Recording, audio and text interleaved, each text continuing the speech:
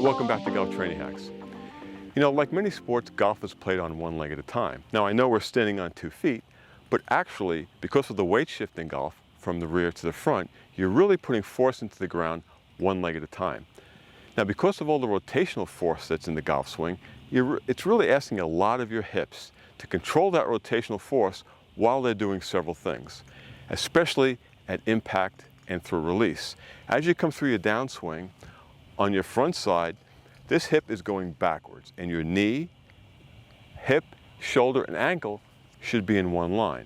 Now that means that as you come through impact with all this rotational force, you have to have the strength to be able to extend your hip backwards, because that's what's going to help you stop lateral glide. When you have a strong glute max, that's this muscle, you can powerfully drive your hips backwards through impact, and that's going to help you stop gliding over your front foot, and that's never going to be a good thing to get that hip outside either your rear foot or your front foot.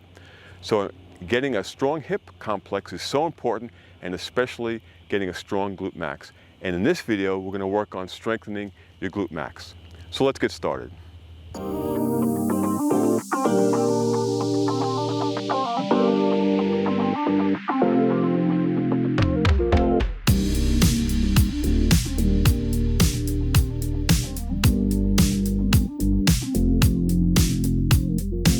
In this video, I'll demonstrate an address position pulley rotational row. Now, it's important to get some functional mobility into our hips. So a good way to do that is to mimic, to an extent, what happens in the golf swing.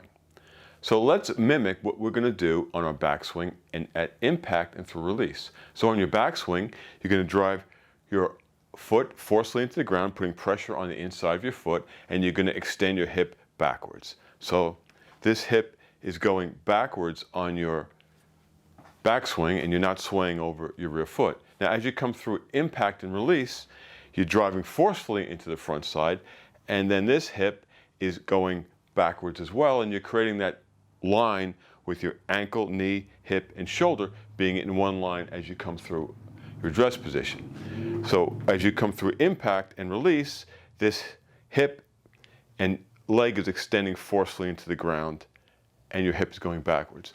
So let's use a pulley system to mimic that rotation in your hips. So to do this exercise, you're going to need some kind of pulley system. Something like I have hooked up onto a door. You can use pulleys and hook it onto a door frame, or at the gym you'll have plenty of access to these type of machines. Now you want to use the pulley system from the bottom, so you want it to be going from the bottom up to you. So what you're going to do is grab with 2 hands, set your address position. You're going to hip hinge back, get that spine angle leaning a little forward.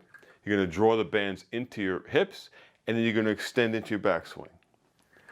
Draw the band into your hips, extend into impact, and do this for reps.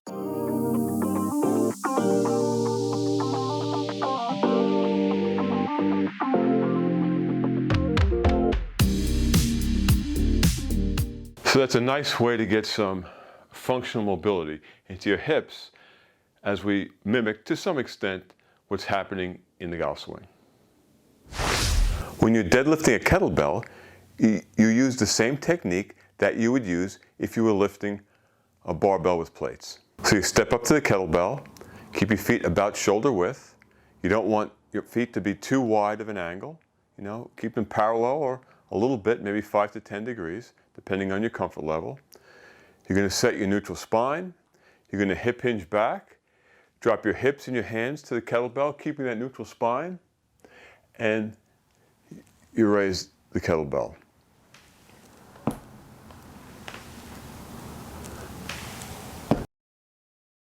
Just like when you're deadlifting a barbell, you don't want your knees to drop in. The movement is hip external rotation, and your knees feel like they're rotating out a bit, and your feet are getting screwed to the ground. From the side, hip hinge back, drop your hips and hands to the kettlebell, lift, keep your neutral spine the whole way, and that's a kettlebell deadlift. You can also deadlift using pulleys. You're going to use the same technique that you would use if you were lifting a barbell.